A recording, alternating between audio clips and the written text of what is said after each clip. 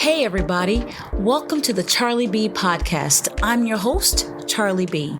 Do you ever feel like you have so much going on and you just need to breathe? Being a wife and mother can be so overwhelming, and sometimes you just need a minute. Take that minute with me, CharlieB. In this space, we'll talk about marriage, motherhood, and just being a woman. How do we manage to keep it together in the midst of everything that's going on? We're women, and that's just what we do. So listen, this is that pull up to the house and sit in your car for a minute moment. We all need those. You didn't have to, but I'm so glad you decided to spend that moment with me on the CharlieB Podcast. Let's jump right in. Hello, and welcome back to another episode of the CharlieB Podcast. My name is Charlene, better known as CharlieB, and I am so glad that you took out the time to join me. Listen, everybody, sit tight because it's going to be a great night. I have a very special guest. I am so honored and so privileged that she said yes to me, and she's joining me tonight, the one and the only Mrs. Beverly Hutton. Say hello to the peoples. Hello, everyone. What a privilege it is for me to be sitting here with you. Thank you so much, and I hope everybody enjoys it because I love you. Listen, this series is called Love is in the Air, and I started this series in June because that's the month that my husband and I, George, got married, and we just celebrated 20 years of marriage. 20 years, Miss Hutton. What's the date in June? June 19th. I'm June 18th. Oh my gosh. Yes, really? And we just celebrated 47 years of marriage. 47 years. 47. And I can't really believe that it's been 47 because it goes fast. Yes. But he's still my boyfriend. Oh, you sound like Tony. He is still my boyfriend, and I call him my boyfriend. Oh my God. And it's so funny because when I look at him, I see him from 47 years ago. Oh my God. That's what I see when I see him. I love when I look that. at him. You're already giving the audience hope. This is for anybody that is married, wants to be married, is thinking about getting married, is engaged, and I don't know, whatever your desire is about marriage, my goal is to give people hope. Because marriage is beautiful. It is so beautiful, and it's honorable. It's what God. But it's challenging. Oh, listen, we're gonna talk about all it's challenging. Thank you, because one of the things that I love that you said he's your boyfriend. Tony calls Eric her boyfriend, and one of my former guests, Sean Dawson, she calls her husband her boyfriend. I might start calling George my boyfriend, but he might look at me like I'm crazy. So, but guess what? He'll love it. Yeah, I'll try. He will love it. He will love it. So, why don't you tell us who you are and give us a little bit of history? I am a Burlingtonian. Yeah. Number one. Yes, ma'am. I was born and raised in Burlington City. I went to Burlington City High School, and then left for college and came back to teach there because we were taught coming up in Burlington, when it was really a very tight-knit community, that you are to come back and serve your community. And that's what I did. Yes, you did. And I absolutely loved it. I taught at the high school for 11 years. I loved it. I felt that it was like an honor. And I would say to students, I am you and you are me. Yes. And that's how I wanted them to see me, and that's how I saw them. And so I loved it. I felt that that was the greatest honor. And then, of course, God blessed me with other things. I had to leave and to go on to be an assistant principal and then a principal. And then I retired. Ooh. from working at the Burlington County Institute of Technology. And then I went on to work at the national level for the National Association of Secondary School Principals in Washington, D.C. Oh, So wow. I lived there in that area for 10 years. Wow. And then I retired again. And then I came home to be home with my family. That is awesome, Miss Hutton. It was an awesome experience, and it could only come from God. It was nothing I ever imagined. Right. But when the opportunity came, it was a perfect time for me to be able to retire here, Right. go there, work there until I was tired of that, and then come on home. So that's my part of my story, my professional story. I love that so much. And I have to share that Mrs. Hutton was my teacher, my English teacher in high school. And it was one of the greatest experiences of my life. Wow. You are the teacher that changed my life. It made me want to be a better person because I was a little reckless, running around fighting and cussing people out. And I was just... I didn't see that. I made sure you didn't see it. But I was. And you just brought light to our class. You really did. And there was a time you had to pull me to the side and set me straight. I hope you don't remember it. I don't remember that at all. Not at all. Oh my gosh, thank you, Jesus. Because, listen, not only do I remember it, Mrs. Hutton, but I taught it to my daughter. You did? It changed the course of my life. When you were this beautiful black woman, and I've had other black teachers, but you had a presence about you. It was something just different about you, and the way you carried yourself, and the way you spoke.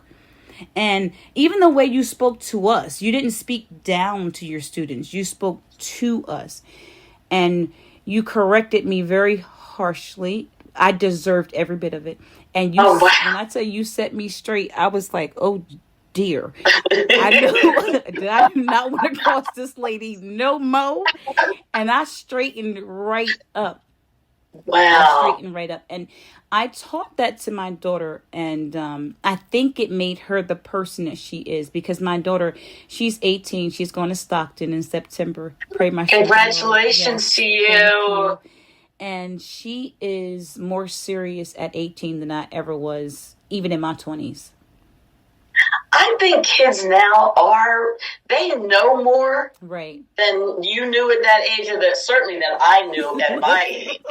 When I was there, I didn't know anything, but they're just exposed to so much outside of the home that they're just more mature. They're growing up faster. It's different. Like, whoa, different. It really is. So I just want to go on record and say thank you for coming back to Burlington City and giving your heart to us. We appreciate you, and we love you so much. Oh, my God. Thank you so much. And you are so welcome. I counted it as a privilege. Yes. I went into education because I wanted to make the schooling experience better for children who look like me. That's right. Than the experience that I had. Right. And I figured, just go be you and love on them and see what happens. And it was one of the greatest experiences of my life, really. Awesome. It was my most rewarding. So thank you. You're very welcome, Miss Hutton. So tell us about your husband. I only knew him, listen, I promise I only learned your husband's his first name maybe 10 years ago. I just knew he was Mr. Hutton. That was it. My husband grew up in Burlington. Right. Then moved to Mount Holly, or West Hampton, as they call it now. And our families knew each other. I think our parents knew each other. Okay. But and we were high school sweethearts.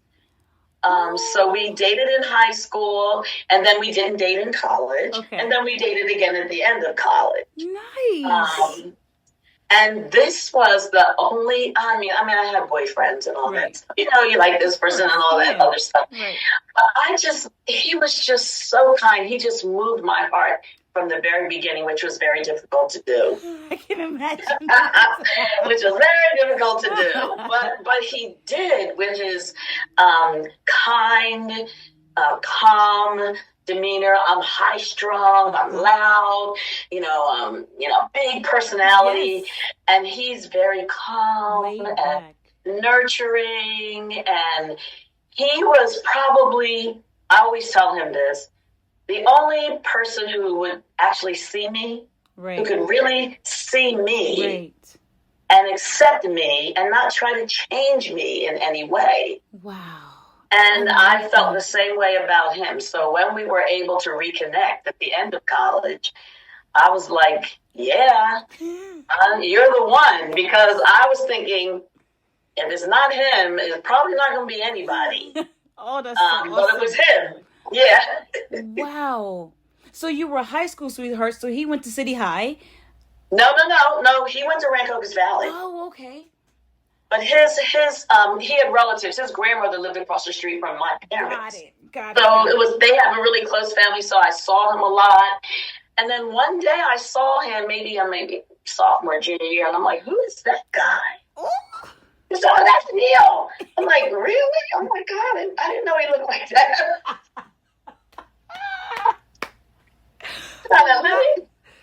Let me see about this. Let me check this out. We just connected. It was it really is a good story. I mean, now listen, there's been bumps in the road now. There's always bumps in the road. Right.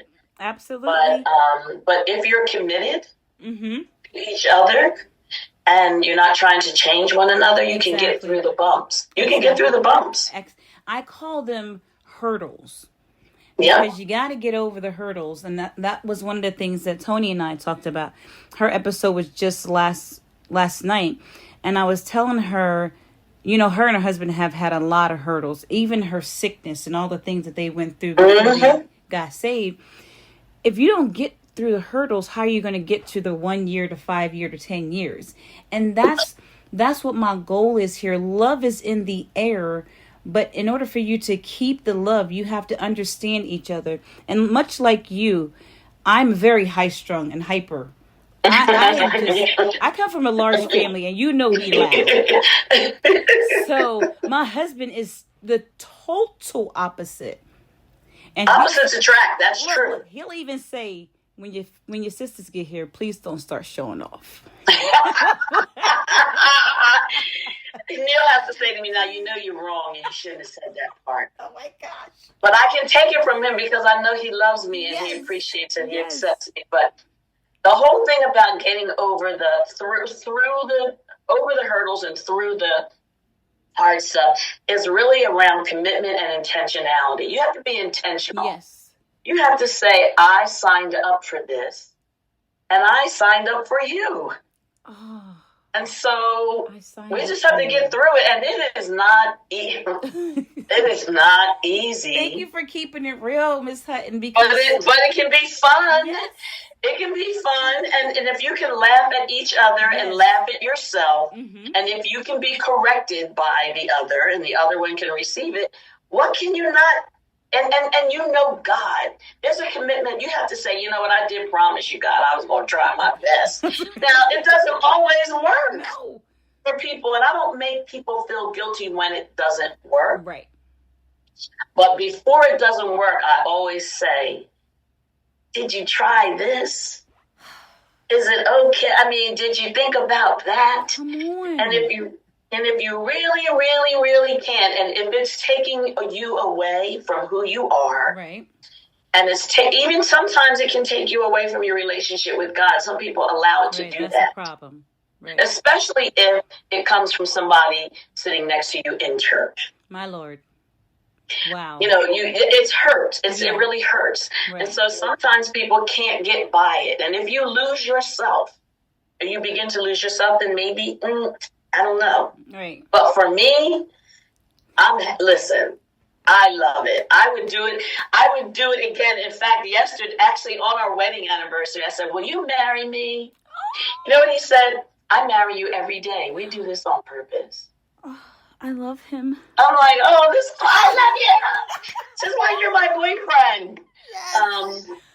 Because he understands me and we recommit all the time. All the time. You said so many things, Mrs. Hutton. It's amazing. And I asked Miss Hutton in the beginning, guys, I said, did you listen to any of the episodes? And she said no. And I'm so glad you didn't.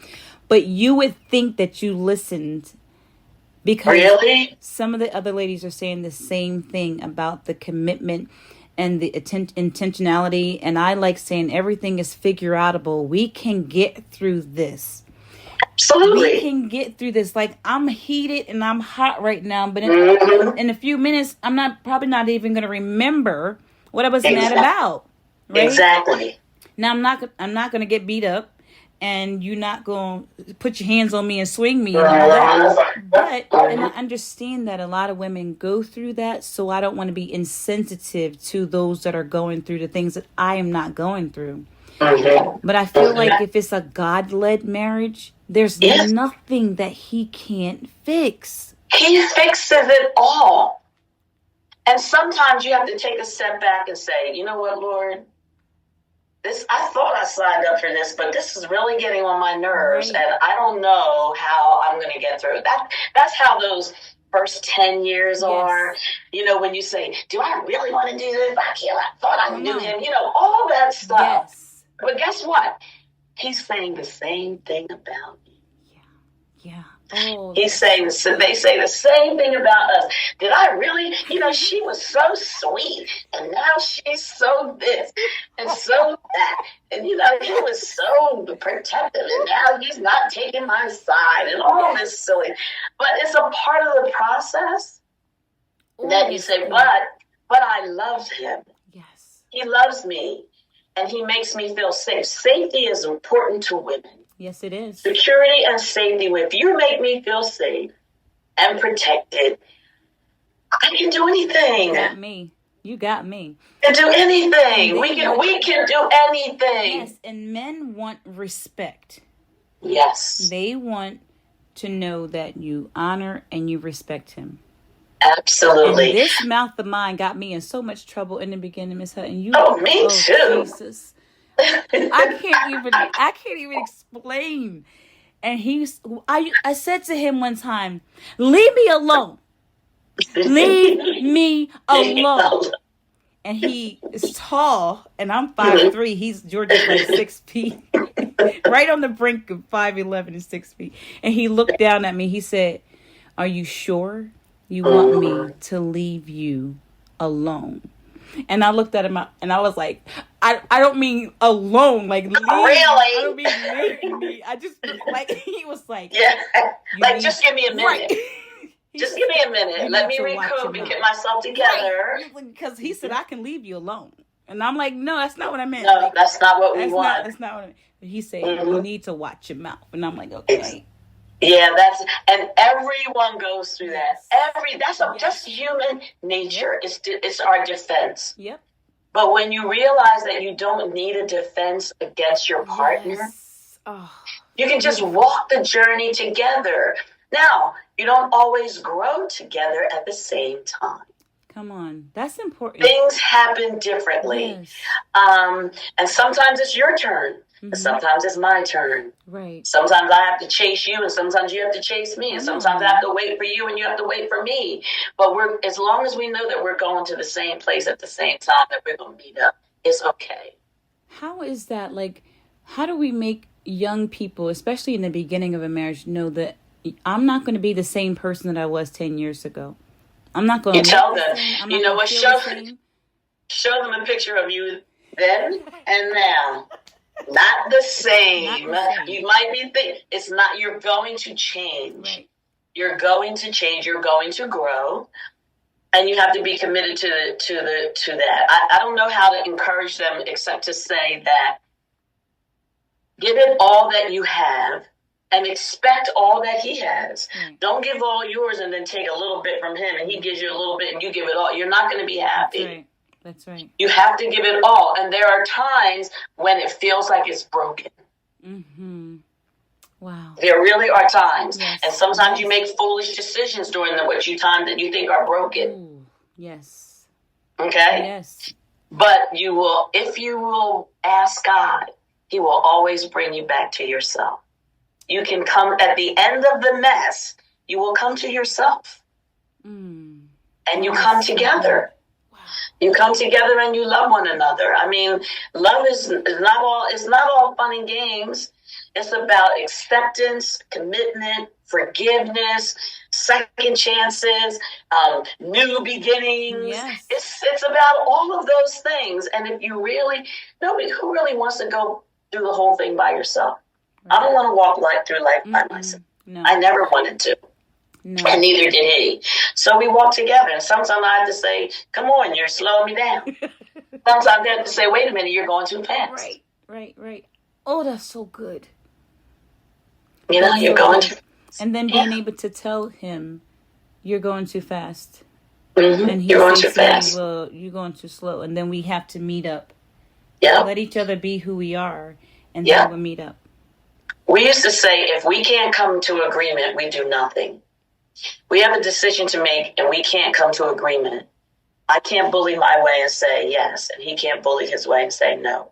We have to learn how to negotiate and figure out what's the right timing. It's usually not a matter of no or yes. It's a matter of timing. Right. It could be not now. Mm-hmm. It could be not now. We can't do that right now, or maybe we shouldn't go in that direction right now. Right. When I got the opportunity to go to the D.C. area to work for the National Principals Association, my husband was still working. Right.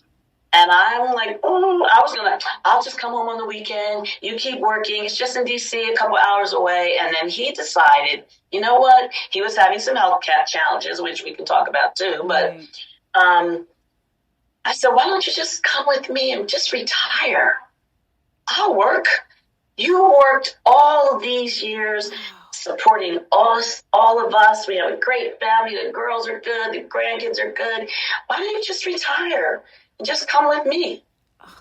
And that's what he did. That felt so homeworky. And he became my life coach. He became my job coach. Like when I was having issues on the job, because school is different from corporate America. Right. It's a different world.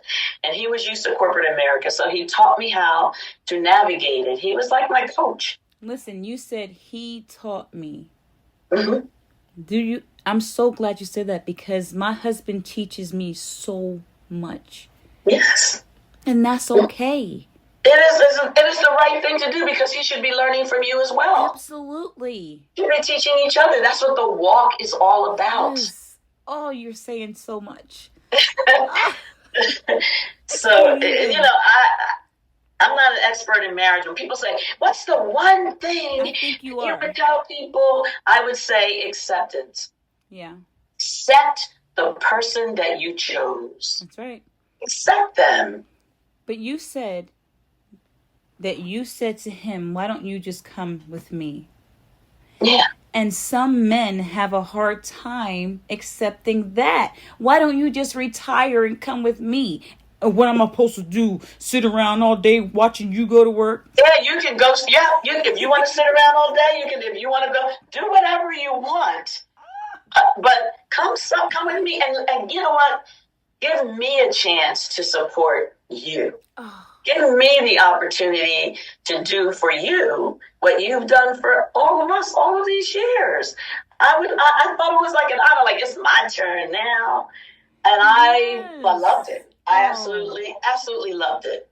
Absolutely loved it. Love is in the air, and Miss Hutton is dropping diamonds. I wouldn't be able to afford this. If you charge me for this, I wouldn't be able to pay you. I'm telling you right now, I would not be able to pay you. This is amazing. Now, you have how many girls? I have 2 daughters. 2 daughters. Mm-hmm. Yes. LaShawn is 46, and Corey is 44. Yeah. It's those moments and you just feel old. I mean, really. I feel so old right now. Well, today we were going to look at wedding dresses for my oldest granddaughter. She's 20. I wasn't going to bring it up because I didn't know if it was a surprise or what, but I literally said, Miss Hutton got a granddaughter just getting married? 24. The youngest granddaughter will be 20, and that, well, she just turned 19. Yeah, she's a sophomore in college. I didn't know. I can't believe it. Wait. I just can't believe it. I think maybe she made a mistake. She said granddaughter. My granddaughter Micah. Yeah, she's getting married next September. Congratulations. Thank you. She has a wonderful fiance, and I like him a lot, and he's good for her, and I think she's good for him, and I'm really excited for them. That's beautiful. And I just hope that they can have the same kind of happiness that we have had. They will. Yeah. As long as they have the same foundation, they're going to be fine. They're going to be fine. It's a matter. Before I met with you, just sat with my daughter who's 18, and at that age, they know everything, of course. Everything. Mm-hmm. Mm-hmm. So I'm like, you do remember that I'm your mama, and I'm doing this. I get to be this way. You don't. Like, you need to, this is me bringing you back. I know you're excited you're going to college and all, but slow your roll. Yeah, because you're not grown. You just think you are. I used to say you're old enough to get yourself into messes that you can't get yourself out of. You're going to need me. You're going to need me to get you out of it. So listen to me. You're old enough. Yeah, you're old enough to get yourself into messes, and I'm going to have to get you out. That's why you need to listen to me, because I'll be happy to get you out. Exactly. But when you want to do it your way, which is not what is recommended, and then you want me to get you out, well, now you're going to have to hear the whole story. All of it. All of it. Because that's what you earned. That's what you earned. Listen, there was a time, I think it was my nephew's graduation. David's son just graduated and got his master's. Oh, wow. DJ. And so the adults, you know how when you go to a place, the adults are inside and the kids are outside. And as I said at the dining room table, this is the reason I couldn't wait to be an adult. I do not have to run around outside. I'm inside. I've earned my stripes, right? Exactly. Was it easier? This is probably a silly question because I know the answer, but I want to hear it from you. How was it for your marriage while you were raising your kids? You were a teacher. They had to go to school and all that. How? It was very, very challenging. It was very, very difficult. But we had a great family support system. My husband's family was right here. Mm-hmm. My family was right here. Right. And so everybody chipped in and everybody helped. And they were the oldest. They were the only grandchildren at the time. Mm. Everybody else was a lot younger. So they got all the attention. And we just had a good support system. We have a very large family. My family is the Jefferson family. His is the Hutton family. Come together, it's a lot of people. That's a lot of people. And so you just have to support one another. But it was very challenging. I mean, getting them up. They're only 2 years apart. Right. So getting them up, getting to school, so then I had to do all that dropping off everybody in the morning, and then I have to get to school, and I have to do But then when school was over, I raised my kids. I raised my kids in the school. You saw my kids growing up. You weren't just a teacher. You did things after school. You were a cheerleading coach. You did all kinds. I did all that stuff. Yeah, and I would just go pick them up and bring them with me. I love it. And they're both in education. Now I knew about LaShawn, the oldest one. The youngest one is now Georgie's teacher. She was my son's teacher. She was what's BCIT? Yep, that's where. Oh wow! I didn't know that. I was like, wait a minute. I think I had to call Tony. I said, "What's Miss Hutton's daughter's name?" I said, "This is crazy." Well, funny thing, Tony was the nurse at the hospital when Micah, the granddaughter that's getting married, was born. Really? So you said Tony was in the room with your daughter? She was on the floor. And in and out of Corey's room during that time. Yes. Tony is always there for somebody else. I'm telling you, that girl is like an angel in disguise. It was. I stopped worrying. Oh. And I just, went to the little waiting room or whatever they make you do and back then. And I just waited. I knew she was going to be okay. And that someone who knew me was going to be in there and make sure Corey was okay. I love that. Yeah. Tony is that kind of special. That kind of special. So I know that you had some challenges and, you and Tony have a lot in common. I wasn't even thinking to have you as a guest or to have Breast Cancer Awareness Month. But how was that for your husband? It was, we were away. We were living in the D.C. area. Okay. And so he took care of me. He took care of me. And I tell people, it's my memory of it. It was not an easy road. I can't imagine. Because I wasn't sick or anything. I go for my regular mammogram and like, what? Right. And so it just really knocked me down for a minute. But he was, like I said, my coach. He was my life coach. Wow. And he never left my side. When I tell you he never left my side, I worked. I kept working. I had my treatments on Friday. I had all weekend. I took off Monday. I went to work Tuesday, Wednesday, Thursday, as I could, when I could, how I could.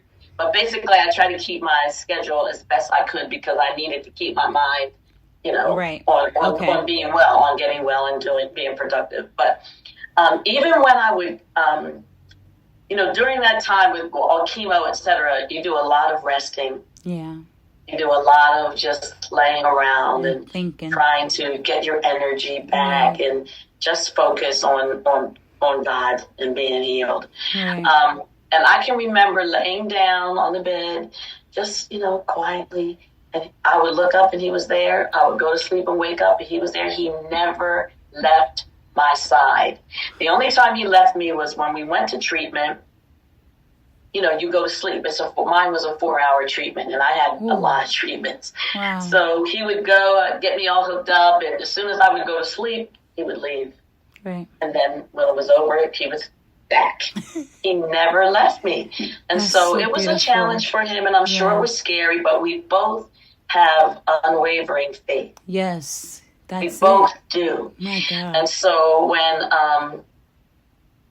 I was never discouraged because I went to God in the very beginning, and I believed that I was going to be okay. Right. And praise God, I was, and my husband was good. But then almost at the end of my cancer journey, my husband had a cancer journey. Stop it. Yeah. So kind of like we both had it at the same time. Well, it's not anything that we talk about. Oh my God. I'm sharing it now. I don't think he would have a problem with it. Right. But he had a cancer bout too. Wow. But look what God did. Oh, thank you, Jesus. God did. He delivered us both, and we both came back to New Jersey, healthy and whole, and grateful. Yes. We're grateful. Thank you, Jesus. So grateful. Wow, Mrs. Hutton. Yeah. Man, in 40 we haven't told that story. We haven't told that story publicly yet. Thank you for sharing that with me. Thank you for trusting me. God is a deliverer. Yes. God is a deliverer. He is a healer. He is a deliverer. He is faithful. Yes, he is. I want to say thank you for trusting me and sharing that with me on the CharlieB Podcast.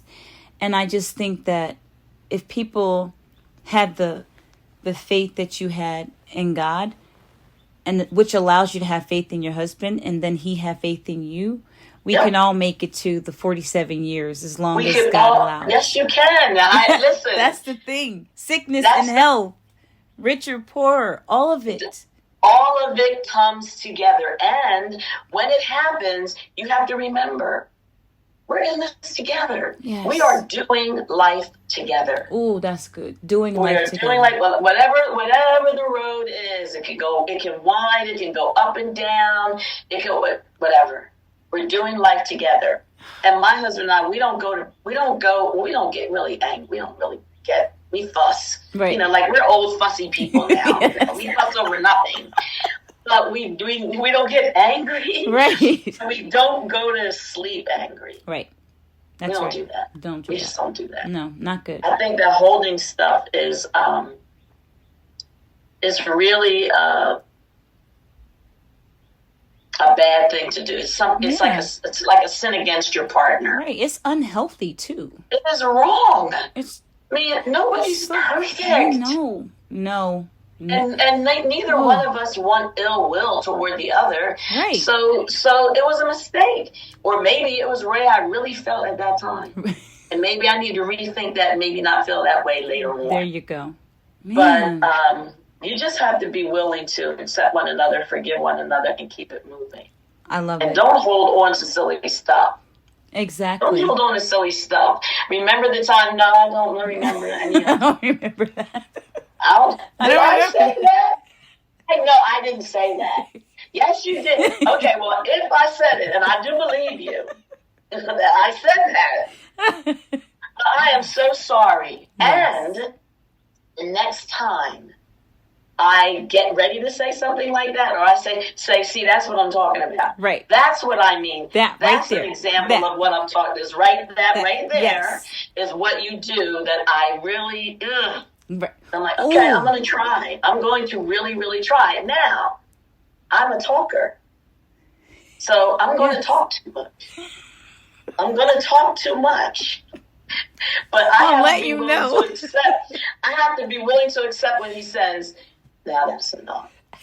And he won't embarrass me, but he'll give me a look or he'll like nudge me like, okay, like that's enough. That's like enough, okay? That's George. You don't want to hear me talk about it later on. That's enough. And that is beautiful. Go on, pull your coattail. Listen here, woman. Because he can get me told in a couple of words. Like yes. Sometimes he'll look at me like, for real? Yeah. You really, or that's really unnecessary. Oh my goodness. That happened to me Sunday. And he was like, Char. And I was like, okay, sorry. Mm-hmm. Right. I'm done. I'm good. Regroup. Yeah. Apologize. I'm sorry. Let's start again. I promise. I had to grow to that because before I'd be like, my dad. First of all, don't tell me what to do. I know who I am. Yeah.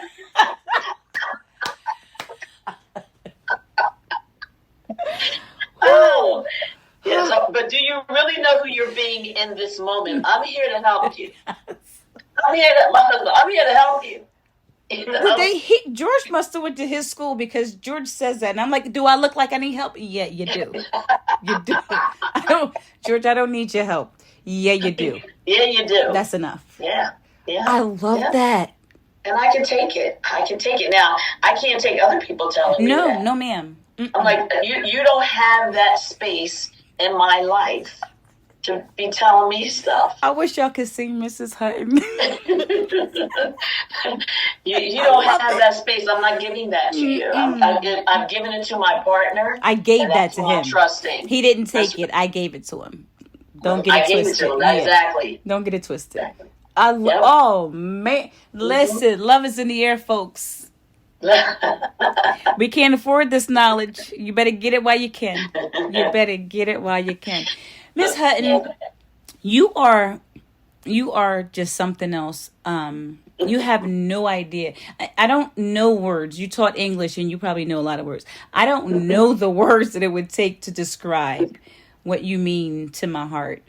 Oh. And just your yes means so much to me. I will always say yes to you. Whatever you need. I'm blushing. You just call me up and say, this is what I need from you, and I can make it work. I apologize for our puppy in the back. I don't hear it. No. Oh, good.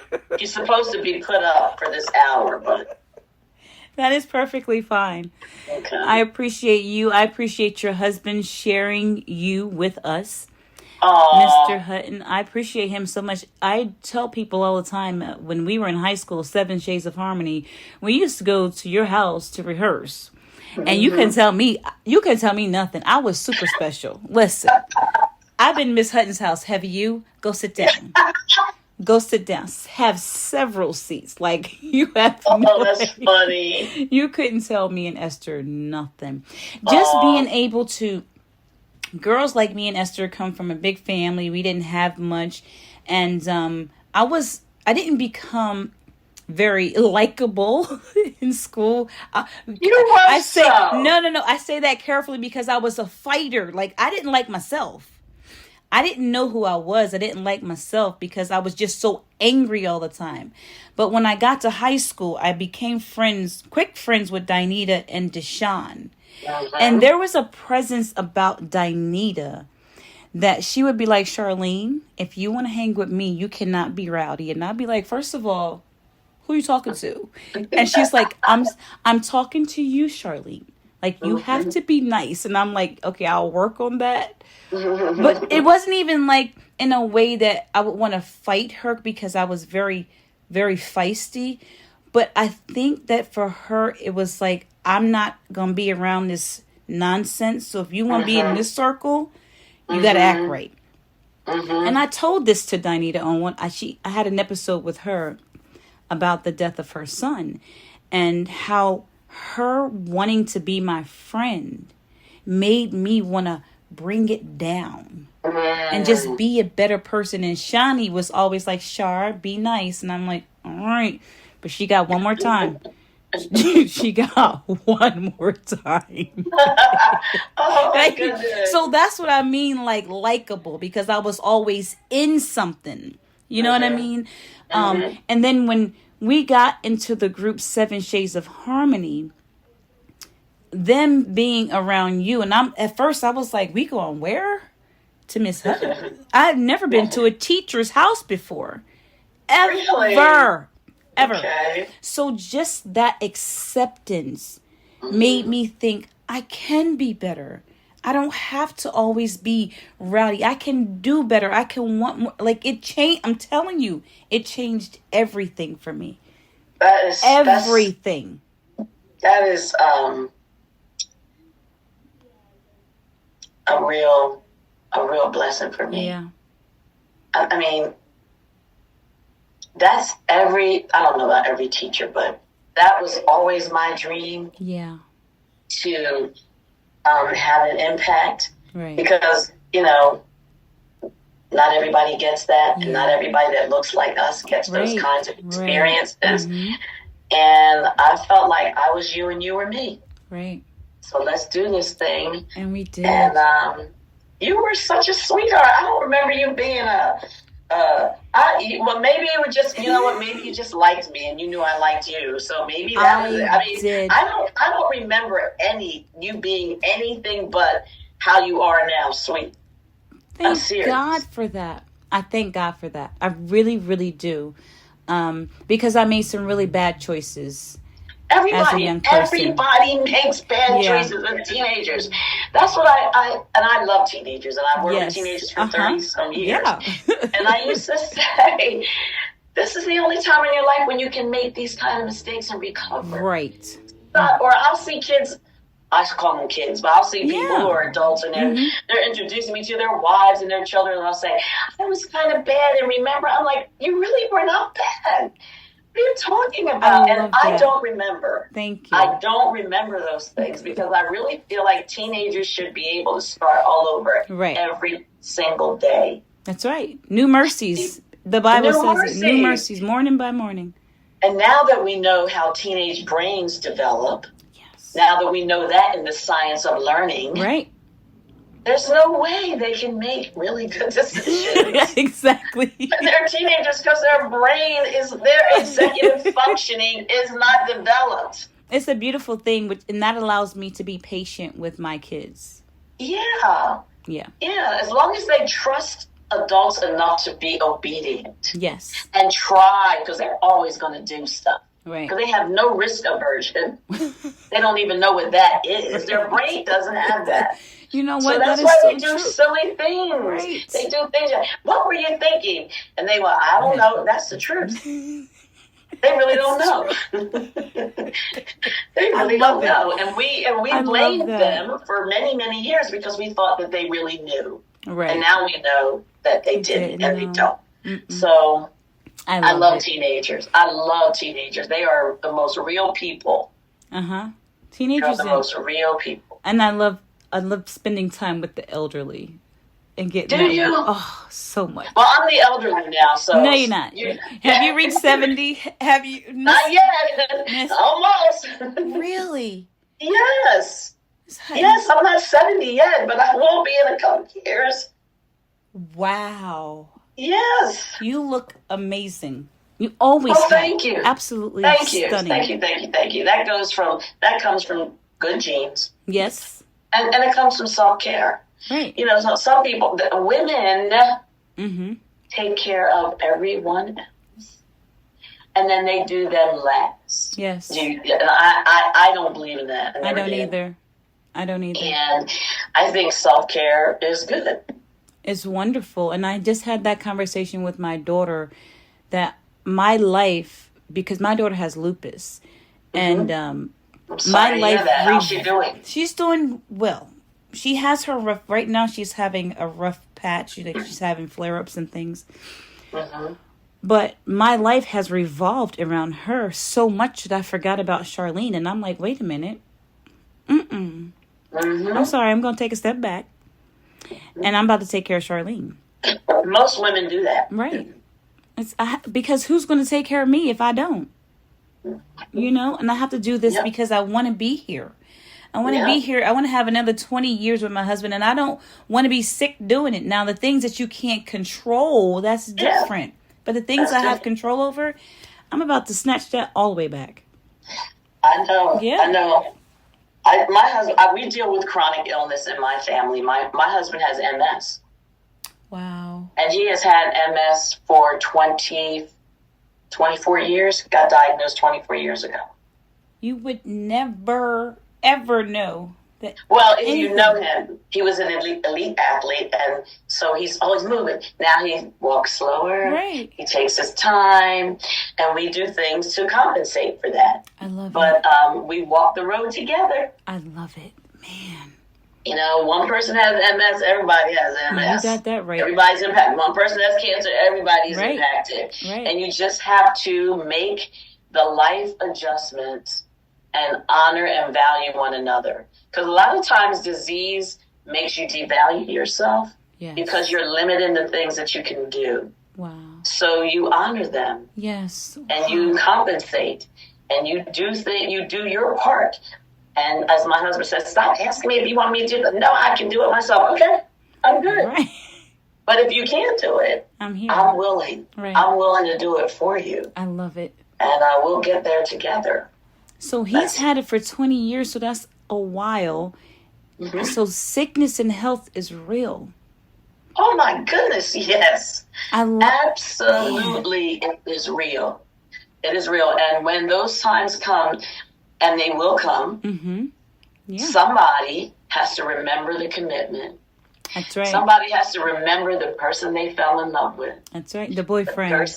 Your boyfriend. That's right. Somebody remember. Let me help. Let me have a turn. Especially when you have a partner that's a really good provider. Yeah. When I mean provider, I mean making you feel secure, safe, and all those that gives you the emotional support that you need to be who you want to be and who you need to be. Absolutely. Then it's an honor to do that for the other person. This is not just you give to me, give to me. I just take it. I need to give it to you too. That's what my husband says all the time. It's a give. We keep giving, and I give to you, you give to me. I don't want to take anything from you. We keep giving to each other. I give of myself. I give of my time, my heart, everything. I give it to you, and then you give it right back to me. So it's like that means he cherishes you. He cherishes you. Yes, he does. And when you cherish one another, and then God is in the mix, how can you lose? How can you lose? Because God is God all by himself. Come on now. And when you lean on him, that's what leaning on the everlasting arm is. Yes. You lean on him, he just carries you up, fixes it all up, walks with you, talks with you, pulls you along, carries you whatever you need. It's all good. So people get there. The hope in marriage literally is in Christ Jesus. Come on. We're going to close with this. The hope in marriage is in Christ Jesus. Finish that thought. And all the other things will be added. Ooh. As long as you are intentional, you are committed, and you are accepting. You can't lose. There's no losing. There's no losing with that. There's no losing. You always win. I'm done. I'm literally done. Like, wow. I'm about to go hug my husband. Hug him. Yes. And tell him that he's handsome, that you would marry him all over again, that he's your boyfriend, and it's all good. It's just me and you, bud. It's just us. Beverly J. Hutton is in the building, everybody. Love is in the air. Thank you so much, Mrs. Hutton. Thank you. My privilege. I love you. You know that. I love you. I know. Trust me, I know. Listen, if you know somebody that's going to get married, thinking about getting married, tell them to tune in to the CharlieB Podcast, because you're going to get everything that you need to make your marriage last. Putting God first, and everything else will fall into place. I love you. Love you too. Thank you so much for tuning in tonight. Join me next time right here on the CharlieB Podcast. CharlieB out.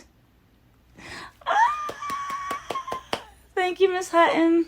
You're welcome, baby. Anytime. All right. Anytime. Thank you so much for including me so much. You're welcome. Don't forget to like, share, and subscribe to the show. You can also like my page on Facebook at the CharlieB Podcast. Now, before you get out of the car and go to whatever is next, take a deep breath and remember, this is what you were created for. God gave you a different kind of strength, and whatever it is, you've got this. So again, thanks for tuning in. Really, you didn't have to, but I'm so glad that you did. Join me next time right here on the CharlieB Podcast.